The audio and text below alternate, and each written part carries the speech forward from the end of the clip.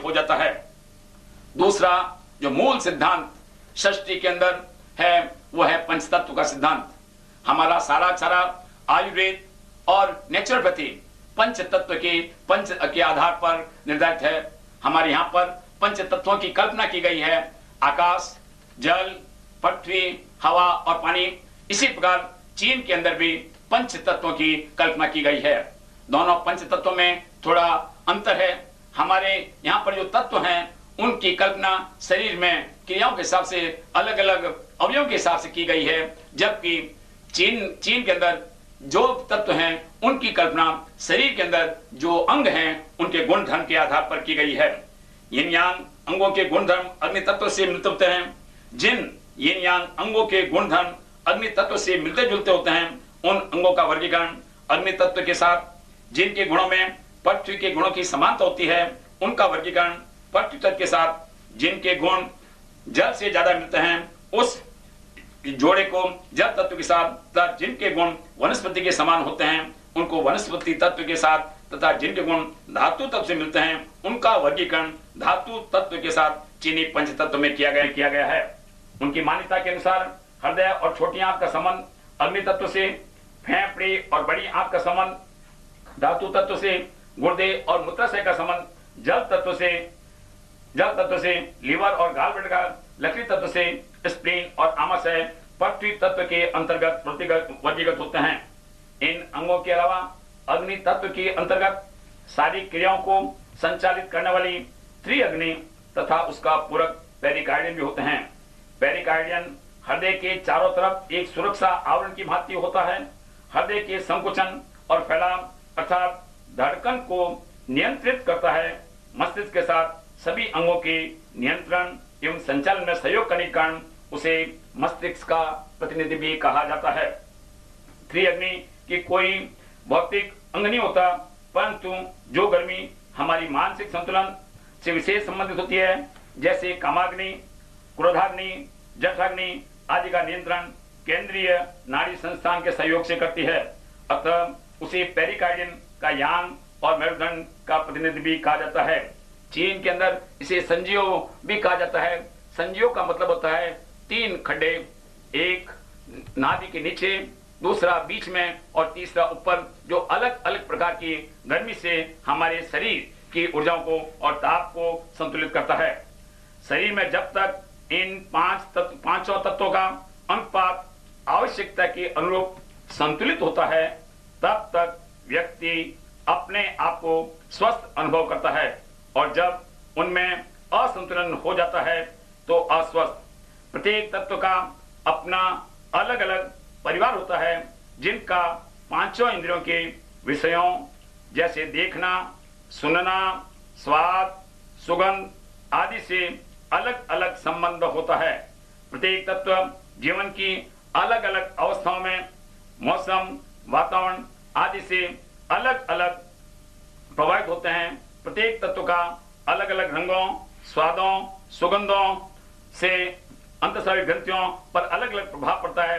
शरीर के विभिन्न अंग, उपांग, अवयव, शरीर से निष्कासित होने वाले विजात के द्रव्य, शरीर से निकलने वाली विभिन्न प्रकार की ध्वनियों, शरीर में अलग अलग स्थान पर प्रकट होने वाले लक्षणों के एवं संकेतों के माध्यम से इन तत्वों का असंतुलन अव्यक्त होता है। प्रत्येक तत्व से संबंधित यिन यांग अंग एक ही प्रकार की ऊर्जा, अवस्था, रंग, स्वाद, सुगंध आदि से अधिक प्रभावित होते हैं, जिसके कारण रोग का निदान बहुत ही सरलता और सही क्रिया से किया जा सकता है। चार्ट के अंदर हम एक सर्कल के माध्यम से इनको आसानी से समझ सकते हैं। लकड़ी जब जलती है तो उससे अग्नि पैदा होती है, और जब अग्नि से राख अर्थात मिट्टी पैदा होती है, मिट्टी से धातु निकलता है और बचा हुआ पानी बन जाता है।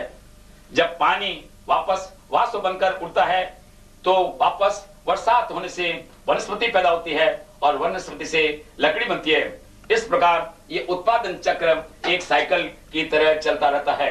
चित्र के अंदर यह बतलाया गया है कि प्रत्येक जो अंदर की तरफ अंग हैं वो हर एक तत्व के यिन अंग से संबंधित हैं।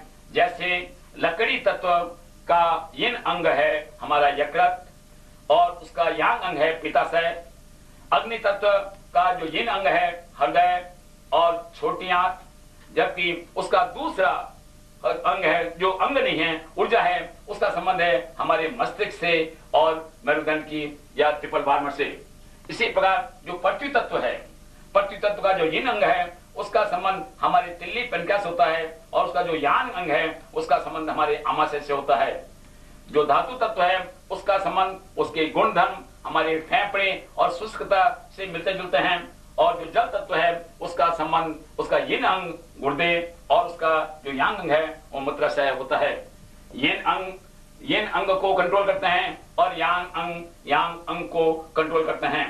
जैसे लकड़ी से जब अग्नि पैदा होती है, इसका मतलब यह हुआ कि लकड़ी अग्नि का मातृ तत्व है, और अग्नि से जब मिट्टी पैदा होती है तो पृथ्वी के लिए यह अग्नि मातृ तत्व है, और लकड़ी के लिए यह अग्नि पुत्र तत्व है। अग्नि के लिए लकड़ी मातृ तत्व है और लकड़ी के लिए यह अग्नि पुत्र तत्व होता है। इस प्रकार शरीर के अंदर जितने भी अंग हैं ये एक दूसरे से मिलकर कार्य करते हैं, मिलकर काम करते हैं, लेकिन साथ साथ ये एक दूसरे का सहयोग भी करते हैं। तो कभी कभी कुछ एक दूसरे पर नियंत्रण भी करते हैं। जैसे जब पृथ्वी तत्व, जब वनस्पति बढ़ जाती है तो पृथ्वी तत्व कम हो जाता है। वनस्पति जमीन के अंदर जड़ें खोदकर पृथ्वी को कंट्रोल करती है। उसी प्रकार जब पृथ्वी तत्व ज्यादा बढ़ जाता है तो वह पानी को बांध देता है, उसे पानी का कंट्रोल जाता है। लेकिन जब पानी ज्यादा बढ़ जाता है तो अग्नि तत्व कम हो जाता है। अब अग्नि में पानी डालने से अग्नि शांत हो जाती है और अग्नि धातु को जला देती है, और धातु लकड़ी को काट देता है। इस प्रकार लकड़ी तत्व हमारे पृथ्वी तत्व को नियंत्रित करता है, पृथ्वी तत्व जल तत्व को नियंत्रित करता है, जल तत्व अग्नि तत्व को नियंत्रित करता है, अग्नि तत्व धातु तत्व को नियंत्रित करता है, और धातु तत्व अर्थात जैसे लकड़ी तत्व को नियंत्रित करता है।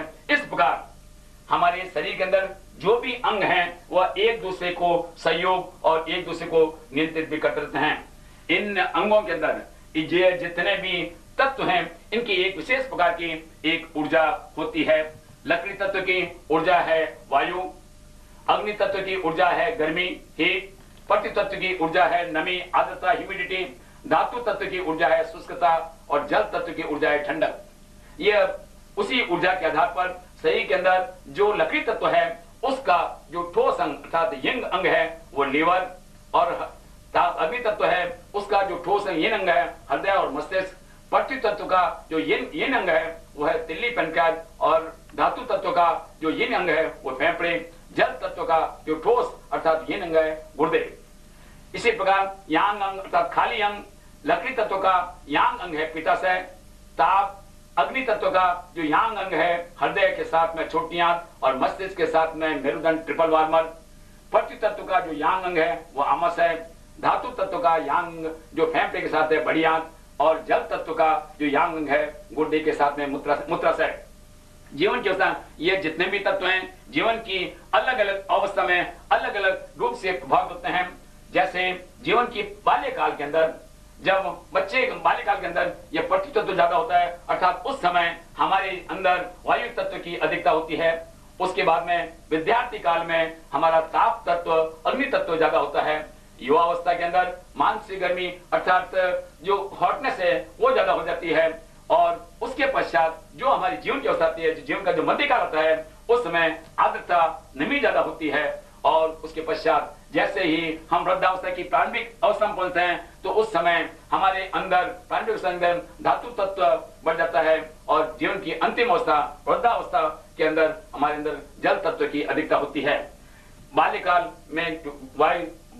के अंदर वायु तत्व की अधिकता होने के कारण ही बच्चे अधिक, जितने भी बच्चे हैं वो अधिक चंचल होते हैं, और विद्यार्थी काल के अंदर जो बच्चे होते हैं, जो विद्यार्थी हैं, उनमें जोश अधिक होता है, उनमें चिंताएं कम होती है, लेकिन और हमेशा वे खुश मिजाज रहते हैं। जैसे ही व्यक्ति बड़ा होता है, ग्रस्त जीवन में आता है, उसकी मानसिक समस्या में लगती है, उसके अंदर जोश के साथ में होश भी आने लग जाता है, और मध्य अवस्था आते ही वो अपने अपने धंधों के अंदर व्यक्ति फैलने लगता है। जैसे ही वह एक उम्र के बाद में 45-50 की उम्र के बाद में, जब उसके बाद में जब धातु तत्व बढ़ने लगता है तो उसको वो व्यक्ति वापस सिकुड़ने लगता है, उसका विकास कम होने लगता है, और जब वो बुढ़ा समझता है तो उसे अपने जीवन के अंतिम क्षण भय लगने लगता है। जो लकड़ी तत्व है उसका संबंध जीवन शरीर के अंदर कुछ अवयव हैं, उनका प्रत्येक तत्व से संबंध होता है। लकड़ी तत्व का संबंध शरीर में मांसपेशी से होता है, तो अग्नि तत्व का संबंध रक्त और नाड़ियों से। पृथ्वी तत्व का संबंध चर्बी, जिससे कि शरीर में कोई व्यक्ति मोटा है अथवा पतला है, उसका संबंध हमारे पृथ्वी तत्व से होता है। तो धातु तत्व का संबंध हमारी त्वचा से होता है, और जल तत्व का संबंध हड्डियों से होता है। इनके अंदर कोई भी असंतुलन होने का मतलब यह है कि शरीर के अंदर उनसे संबंधित जो अंग हैं, जैसे मांसपेशियों की खराबी के अंदर लीवर और गॉल ब्लैडर, रक्त की खराबी के अंदर हृदय और छोटी आंत, नाड़ियों की खराबी के अंदर मस्तिष्क, पेरिकार्डियम और मेरुदंड ट्रिपल वार्मर, और चर्बी और मोटापा के अंदर स्प्लीन और पैनक्रियाज के अंदर प्राय असंतुलन होता है। शरीर का ये जितने भी तत्व हैं, इनका एक एक तत्व से, एक एक रंग से विशेष आकर्षण होता है। जैसे वनस्पति तत्व का संबंध हरा रंग से, अग्नि तत्व का लाल रंग से, जो मांस अग्नि है उनका पीले, जो स्वाद जो पृथ्वी तत्व है उसका संबंध पीला, उसका पीले संबंध होता है। जो धातु तत्व होता है उसका संबंध सफेद से होता है, और जो जल तत्व होता है उसका संबंध नीले रंग से होता है।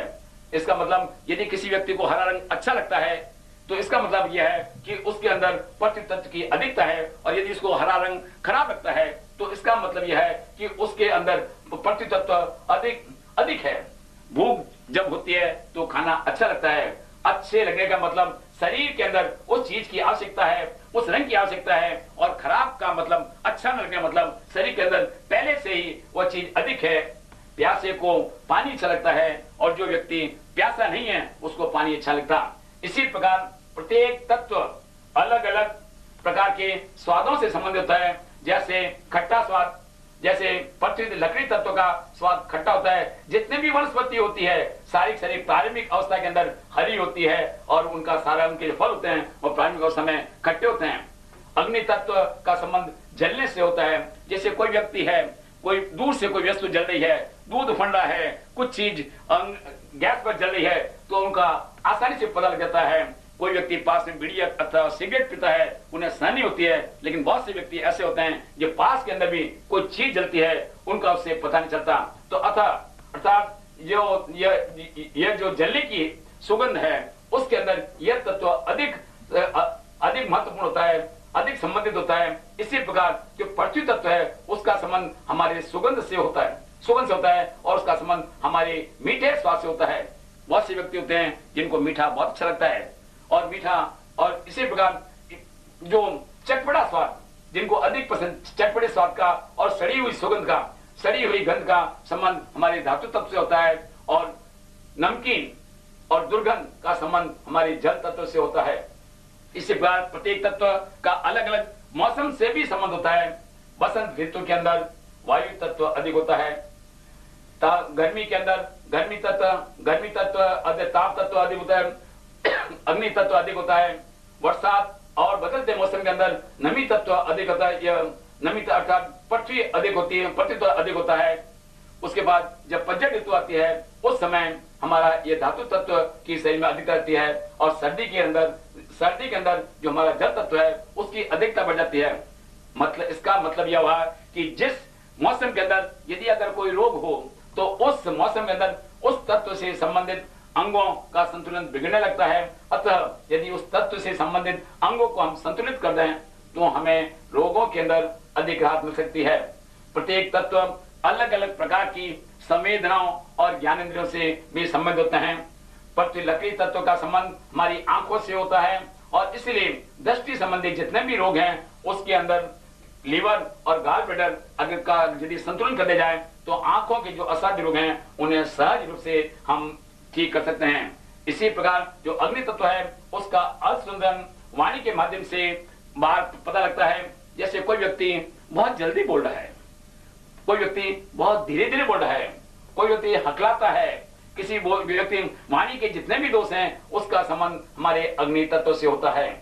पृथ्वी तत्व के जो पृथ्वी तत्व का संबंध हमारा जो है उसका संबंध है हमारे मुंह से, स्वाद से उसका विशेष आकर्षण होता है। और इसी प्रकार धातु तत्व का संबंध हमारे विशेष प्रकार के सुगंध से होता है। एक व्यक्ति आता है, वो हमेशा फूल लगाता है, इत्र लगाता है, बिना कुछ लगे बांटता, वो सुगंध उसको बहुत ज्यादा प्रिय होती है। और श्रवण, इसलिए नासिका का संबंध इस तत्व से होता है। और श्रवण संबंधी जितने भी कान का संबंध, कान और श्रवण तंत्र का संबंध हमारे जल तत्व से होता है। शरीर में अलग प्रकार के तत्व, अलग अलग प्रकार की ऊर्जाएं, अलग अलग प्रकार की संवेदनाएं अभिव्यक्त करते हैं। जैसे पृथ्वी तत्व दृष्टि का संबंध हमारी दृष्टि से, अग्नि तत्व का संबंध वाणी से, पृथ्वी तत्व का संबंध थूक से, पृथ्वी तत्व का संबंध स्वाद से, धातु का सुगंध से और जल तत्व का श्रवण से। शरीर से निसर्ग, शरीर में हमारे जितने भी तरल पदार्थ हैं वो भी अलग अलग ढंग से तत्वों के असंतुलन से अलग अलग ढंग से निष्कासित हैं। जैसे आंख से आंसू आना, शरीर से पसीना आना, पृथ्वी से मुंह में थूक अधिक आना या बिल्कुल नहीं बनना, मुंह सूखना, कफ बनना और पेशाब का असंतुलन, आंसू अधिक आना। बहुत से व्यक्ति ऐसे होते हैं जिन्हें बिना बात आंसू आ जाता है, रोने के प्रसंग पर रो नहीं सकते और बिना बात आंसू आ जाना यह पृथ्वी तत्व के असंतुलन का प्रतीक है। इसी प्रकार पसीने का असंतुलन मतलब बहुत से व्यक्ति ऐसे होते हैं जो बिना कुछ काम किए ही उन्हें पसीना आता है, बहुत कुछ दौड़ते हैं पसीना आता है, बिना मौसम पसीना आता है। लेकिन बहुत से व्यक्ति ऐसे भी होते हैं जो बहुत कुछ श्रम करने के बाद भी उन्हें पसीना नहीं आता। दोनों असंतुलन के द्योतक हैं। इसी प्रकार थूक ज्यादा आता है या कम आता है, मुंह सूख जाता है, तो उसका मतलब हमारा पृथ्वी तत्व और उससे संबंधित अंग हैं वो असंतुलन के द्योतक हैं। कफ का संबंध हमारे फेफड़ों से है। इसके पश्चात सही से जितने भी जो ध्वनियां निकलती है वो भी हमारे इन तत्वों की अभिव्यक्ति करती है। जैसे जिस व्यक्ति का लकड़ी तत्व, वनस्पति तत्व असंतुलित होता है और वह व्यक्ति चिल्लाता है, हवा आई और चली गई, चिल्लाता है, उसे क्रोध अधिक आता है। जबकि जिसमें अग्नि तत्व अधिक होता है वो व्यक्ति हमेशा हंसमुख रहता है, बात बात में ठाके मार करता है, कोई बात कहेगा हंसमुख कहेगा, कैसे भी घटना होगी प्रतिकूल भी हो सकेगा वो उसको बड़ी हंसी से लेगा। जबकि जिस व्यक्ति के पास है, जो व्यक्ति पृथ्वी तत्व का असंतुलन वाला जो व्यक्ति होता है वो हमेशा गुनगुना करता है, उसको डकारें ज्यादा आती है। जबकि जिसमें धातु तत्व का असंतुलन होता है वो व्यक्ति रोता है, सुबकता है, बात बात में ऐसा व्यक्त करता है जिस सारे दुनिया का दुख उसे ही है। छींकना, हिचकियां आदि प्रकार की जो ध्वनियां से निकलती है वो हमारे धातु तत्व के असंतुलन का प्रतीक है। जल तत्व इसी प्रकार जिसमें जल तत्व का असंतुलन होता है वो व्यक्ति गुनाने लगता है, उसे भय लग जाता है, बात बात में वो गुना करता है। इस प्रकार हम देखते हैं ये पांचों तत्व कि जिनके की हम एक एक को विस्तृत कौन सा तत्व क्या काम करता है लग होता। यदि किसी बच्चे का विकास असंतुलित हो तो वनस्पति तत्व से संबंधित अंग बराबर कार्य नहीं करते। वनस्पति तत्व की ऊर्जा वायु होती है, वायु से ही हलन चलन होता है। शरीर में मांसपेशियों के कारण हलन चलन संभव होता है, अतः मांसपेशियों का संबंध भी वनस्पति तत्व से होता है। तथा मांसपेशियों संबंधी रोगों में यकृत पित्ताशय की अहम भूमिका होती है। वनस्पति तत्व के अंग खट्टे स्वाद के प्रति, खट्टी सुगंध के प्रति अधिक संवेदनशील होते हैं।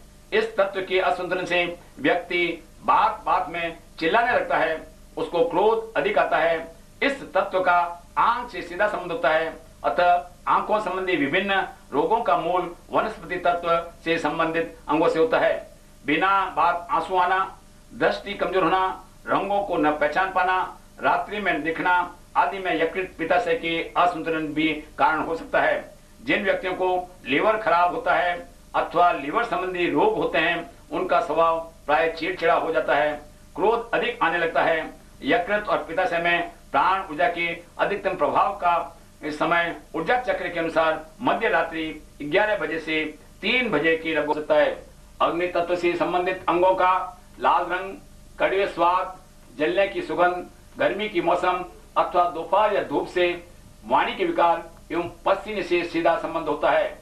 और जब रोग के लक्षण इनसे प्रभावित होते हैं तो अग्नि तत्व से संबंधित अंग, हृदय और छोटी आंत उस असंतुलन का कारण हो सकते हैं। कुछ व्यक्तियों को बिना परिश्रम किए पसीना आता है, जबकि अन्य व्यक्तियों को खूब परिश्रम और व्यायाम करने के, दौड़ने आदि के बावजूद पसीना नहीं आता। दोनों परिस्थितियां अग्नि तत्व के असंतुलन की द्योतक होती है। वाणी का अग्नि तत्व से सीधा संबंध होता है, जैसे जल्दी जल्दी बोलना, हकलाना, आवश्यकता से भी तेज आवाज से बोलना, अथवा जहां तेज बोलना हो बहुत धीमी आवाज से बोलना, आवाज का बैठ जाना, ठहाका मारते हंसना, गर्मी आते ही शरीर में रोगों का उत्पाद प्रारंभ हो जाना आदि लक्षण अग्नि तत्व में असंतुलन के सूचक होते हैं। अतः ऐसे रोगियों का उपचार करते समय हृदय और छोटी आंत को भी संतुलित करना चाहिए, ताकि रोग का उपचार सही और शीघ्र हो सकता है। अग्नि तत्व का शरीर के रक्त प्रवाह से भी घनिष्ठ संबंध होता है। रक्त शरीर में ऊर्जा का प्रमुख स्रोत होता है। अतः अग्नि तत्व के असंतुलन से शरीर की रोग प्रतिरोधक क्षमता तथा संवेदनशीलता प्रभावित होती है। शरीर में हार्मोन्स के निर्माण, चिंतन, स्वविवेक, स्मरण शक्ति, जीवन शैली आदि अग्नि तत्व से अधिक प्रभावित होते हैं। चेहरे की सौम्यता, मुस्कुराहट अग्नि तत्व के संतुलन का प्रतीक होती है। मौसम के बदलने का मध्य काल भी इन अंगों से अधिक संबंधित होता है। अतः जो व्यक्ति एलर्जी से मौसम परिवर्तन के समय अथवा वर्षा ऋतु में प्राय रोगग्रस्त हो जाते हैं, उन्हें तिल्ली आमाशय में संतुलित और सक्रिय रखना चाहिए।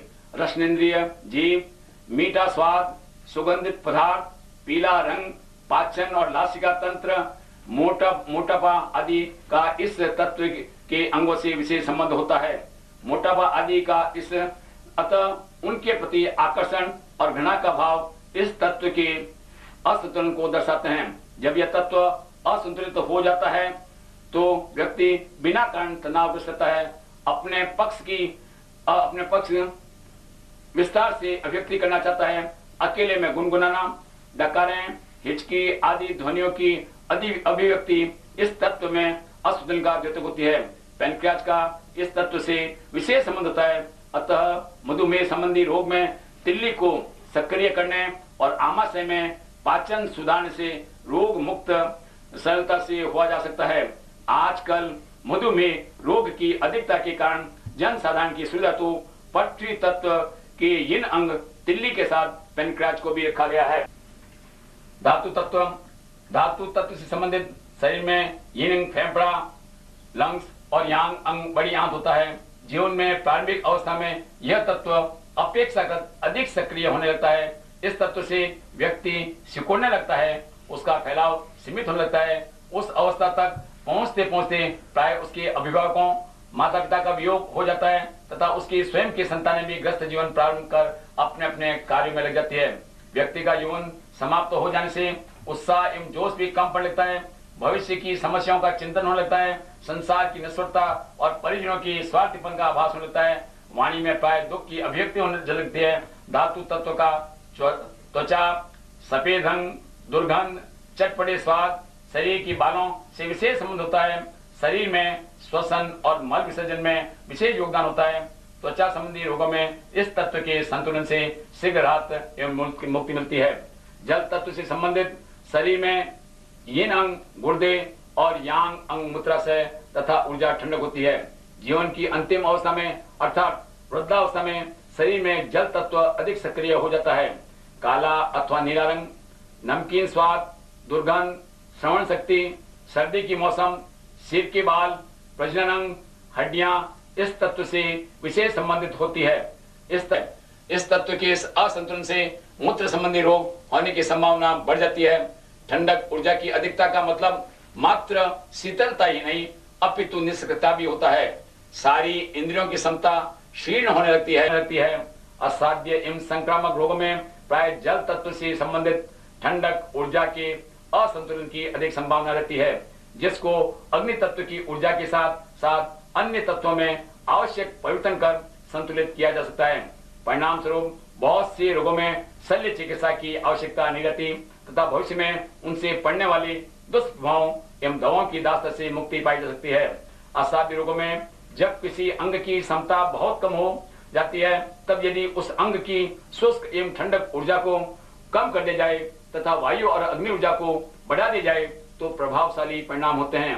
अधिकांश शल्य चिकित्साओं का प्रारंभिक अवस्था में यह सरलतम वैकल्पिक प्रभावशाली तरीका होता है। पांचों तत्वों का प्रभाव शरीर में कभी भी एक जैसा नहीं रहता। कभी कोई तत्व अधिक प्रभावी होता है तो कभी दूसरा तत्व। पथली और हथेली में निरंतर परिवर्तित होने वाली रेखाएं हो या त्वचा की स्थिति अथवा चेहरे की अभिव्यक्ति हमारी आंतरिक अवस्था को अभिव्यक्त करती है, परंतु अज्ञान एवं असजगता के कारण हम उन परिवर्तनों को समझ नहीं पाते। जिस प्रकार किसी भी वाहन की प्रत्येक घटक का प्रमुख घटक से संबंध होता है, उसी प्रकार प्रत्येक अंग से संबंधित कुछ शरीर में घटक होते हैं जो कि गर्भावस्था में विकसित होते हैं तथा उस समूह से जीवन पर्यंत संबंधित हैं। जिस प्रकार संतान अपने माता पिता से जीवन भर संबंधित रहता है, उन अवयवों तंत्रों के असंतुलन से भी संबंधित अंग प्रत्यक्ष परोक्ष रूप से विशेष पहुंचते हैं। इसी ढंग से हमने ये पंच तत्व की जो एक पूरा परिवार देखा, ये अंग भी इनके संतान की भांति प्रत्येक तत्व से इनका जीवन भर तक संबंध रहता है और सारी हमारी प्रवृत्तियों को ये निश्चित करते हैं। पंच तत्वों का अध्ययन करने से हमें इस बात का पता चला कि शरीर के अंदर प्रत्येक अंग को जो सर्वाधिक ऊर्जा का प्रभाव है वह अलग अलग होता है।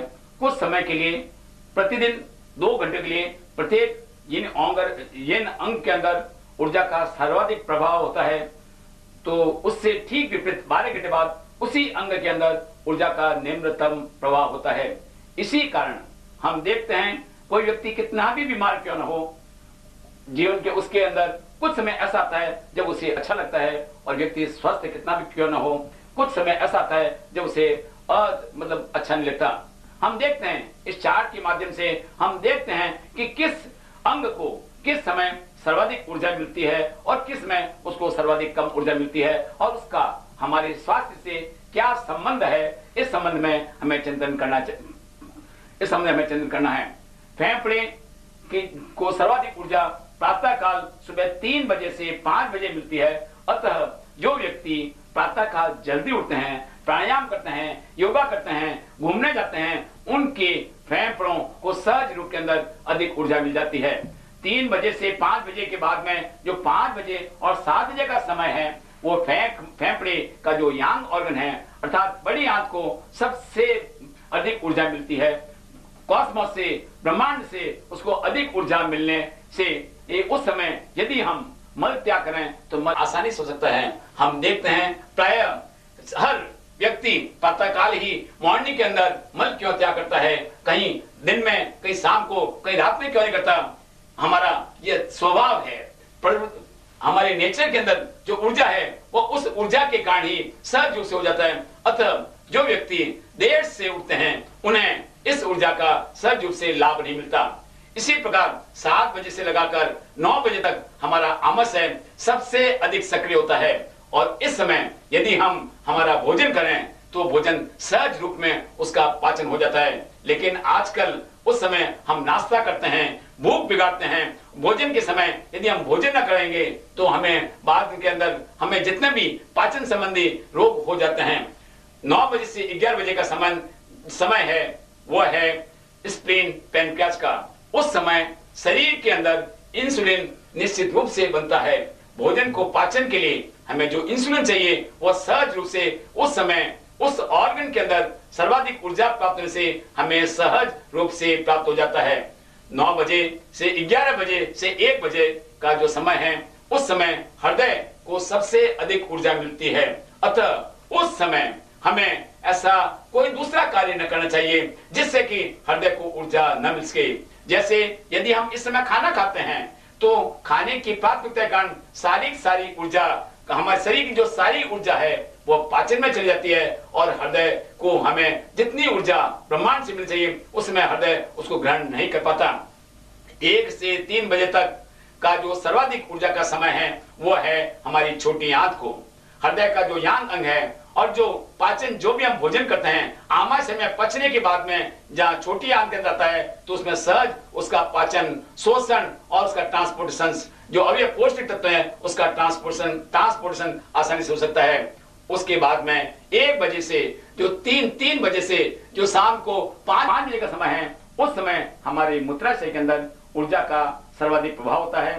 5 बजे से 7 बजे तक ऊर्जा गुर्दे के अंदर ऊर्जा का सर्वाधिक प्रभाव होता है। 7 बजे से 9 बजे तक पेरिकार्डियम के अंदर ऊर्जा का सर्वाधिक प्रभाव होता है। 9 बजे से 11 बजे तक त्रिअग्नि ट्रिपल वार्मर के अंदर, और रात को 11 बजे से 1 बजे तक पित्ताशय में, और 1 बजे से 3 बजे तक लीवर के अंदर ऊर्जा का सबसे अधिक प्रभाव होता है।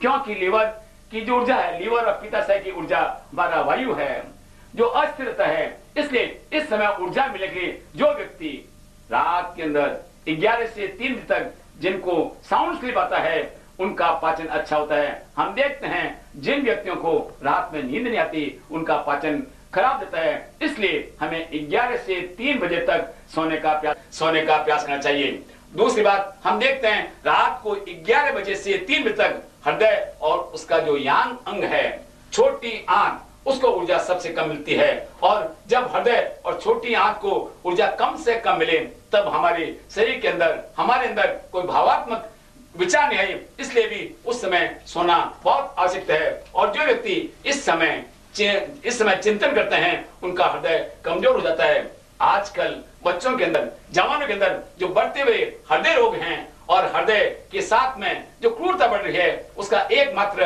कारण यह भी है कि हम हृदय के समय में खाना खाते हैं, खाना खाने के समय में हम सोते हैं, और सोने के समय हम जगते हैं। यदि हम इस घड़ी के अनुसार, ऑर्गन घड़ी के अनुसार यदि हम हमारी दिनचर्या निर्धारित करें, तो हमारा स्वास्थ्य अपने अनुकूल होगा।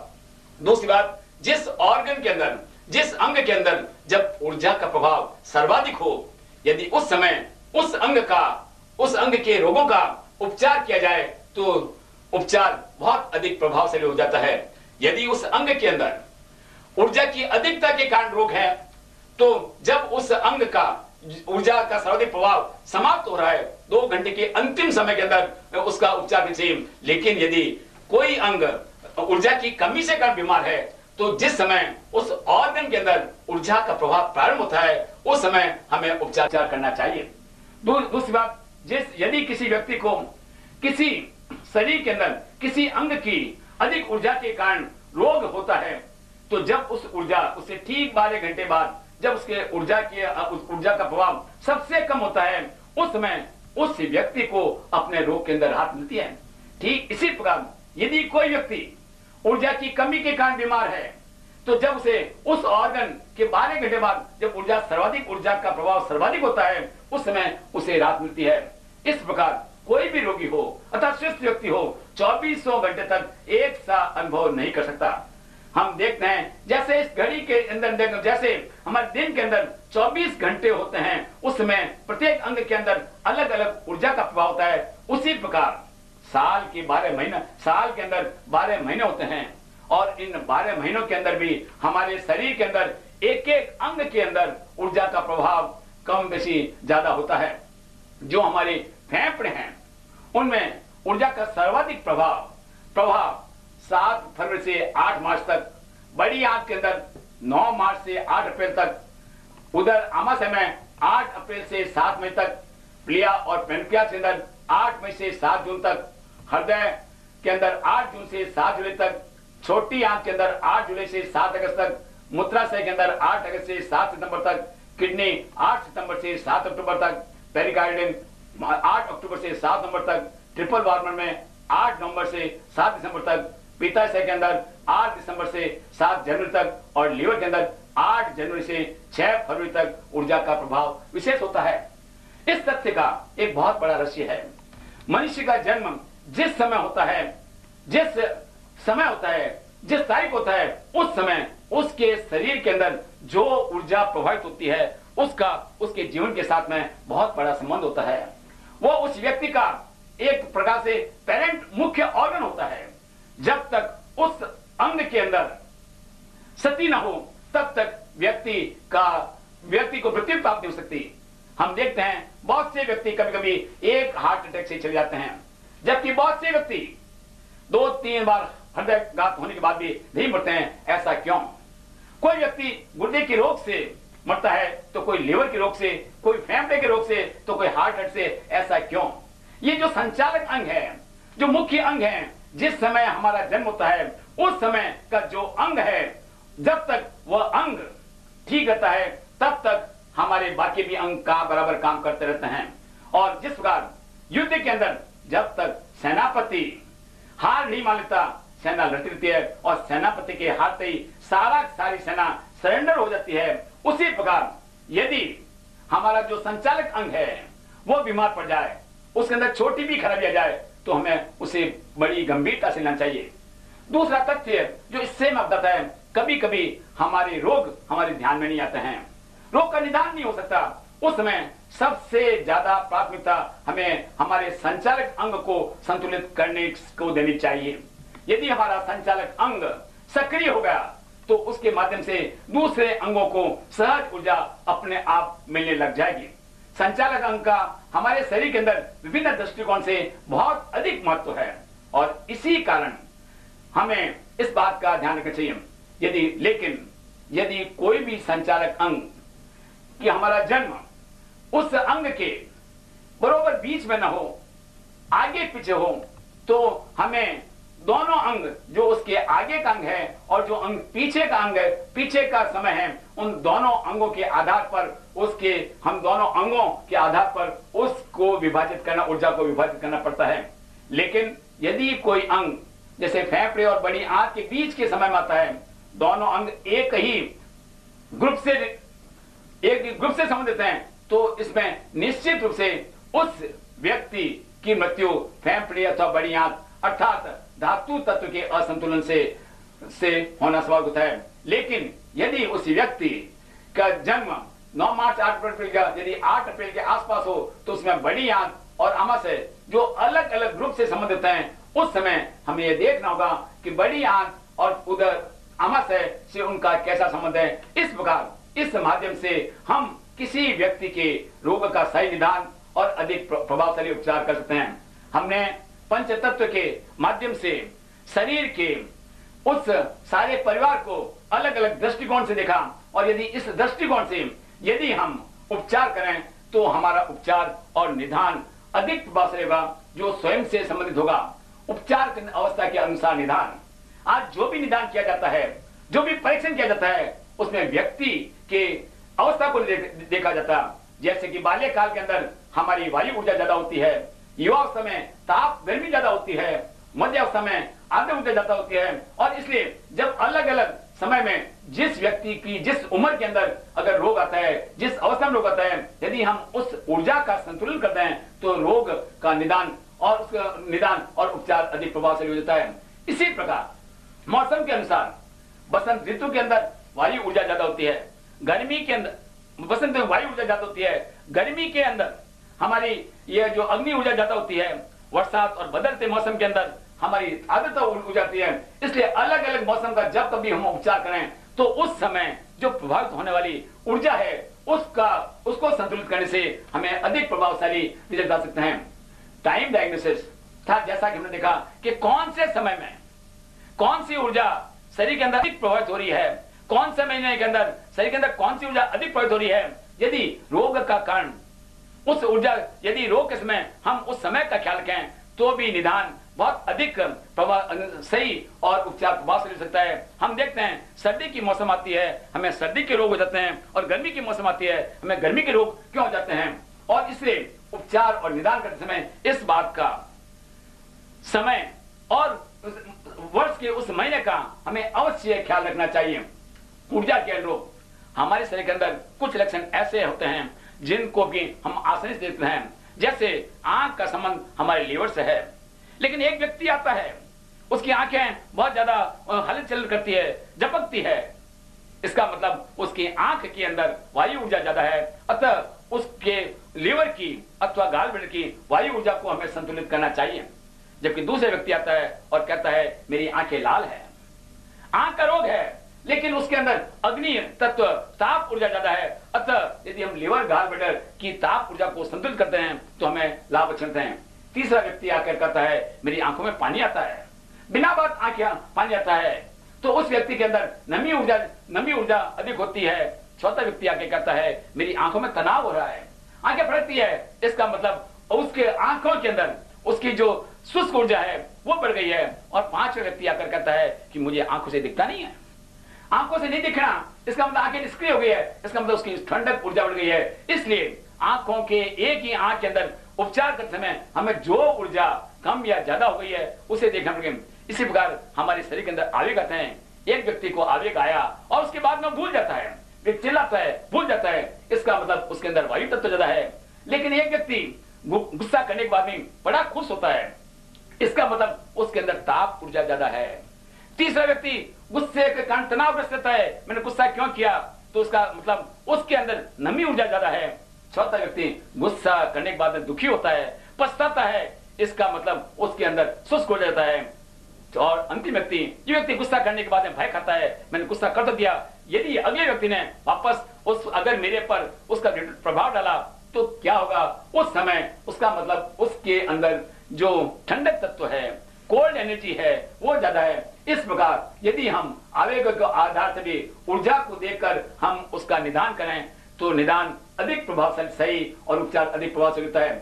yin yang के अनुसार निदान, हम निदान करते समय देखें, यदि हम कोई भी रोग का उपचार करें और यदि रोग का उपचार बराबर उपचार करने के बाद में भी अगर उपचार नहीं हो तो हमें उसके यिन ऑर्गन का उपचार के समय यांग ऑर्गन और यांग ऑर्गन का उपचार के समय हमें यिन ऑर्गन को देखना चाहिए। विशेष रूप से जो डायबिटीज के पेशेंट हैं, मधुमेह के पेशेंट हैं, जिन्हें जिंदगी भर तक डॉक्टर दवा लेने की सलाह देते हैं, यदि वो अपना पाचन तंत्र सुधार लें, पेनक्रियाज के साथ साथ यदि वो आमाशय की ऊर्जा को संतुलित कर लें तो 50% से अधिक जो डायबिटीज के पेशेंट हैं वो सहज ठीक हो सकते हैं। आज 50% से अधिक हार्ट पेशेंट के हृदय रोगी वास्तव में थे, उनका जो यांग ऑर्गन है, छोटी आंख के अंदर खराबी होती है, लेकिन जो भी चिकित्सा की जाती है वो हार्ट की जाती है। और जब हार्ट की चिकित्सा, छोटी आंख की चिकित्सा हार्ट से की जाएगी तो उसका प्रभाव कैसे पड़ेगा। जैसे मेरी पत्नी बीमार है और उसके कारण मुझे तनाव है, और कोई व्यक्ति मेरा तनाव दूर करना चाहिए, मेरा तनाव जब तक दूर नहीं होगा जब तक मेरी पत्नी रोग मुक्त नहीं हो जाती। इसी प्रकार यदि रोग का कारण उसके यांग अंग के अंदर है और उसके कारण यदि वो यिन अंग प्रभावित होता है तो उपचार हमारे लिए आसानी समझ जाता है और जीवन भर हमें दवाएं खानी पड़ती है, चाहे वह दमा का रोग हो या और कोई रोग हो। ऐसे सारे रोगों के अंदर जिसके अंदर हमें जीवन भर दवाइयां खाने के लिए डॉक्टर सलाह देता है, उन अंगों के लिए हमें विशेष रूप से यिन यांग का संतुलन को भी देखना चाहिए। रंग के आधार से निदान हम देखते हैं, अलग अलग तत्वों का, अलग अलग ऊर्जा का अलग अलग रंग से संबंध है।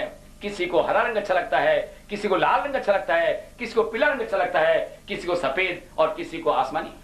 अच्छे लगने का मतलब उस रंग की शरीर के अंदर कमी है, और खराब लगने का मतलब शरीर में वो रंग, उस अंग को वो जितनी आवश्यकता है उसे ज्यादा मिल रहा है। साथ ही शरीर के अंदर अलग अलग स्थान पर वो रंग के रूप में अंदर हमारा जो रंग है परिवर्तन हो जाते हैं। त्वचा सफेद हो जाती है, कहीं से त्वचा काली हो जाती है। तो ये जो रंग परिवर्तन है ये हम इस बात की दृष्टि देते हैं कि शरीर के अंदर उस ऊर्जा का असंतुलन है।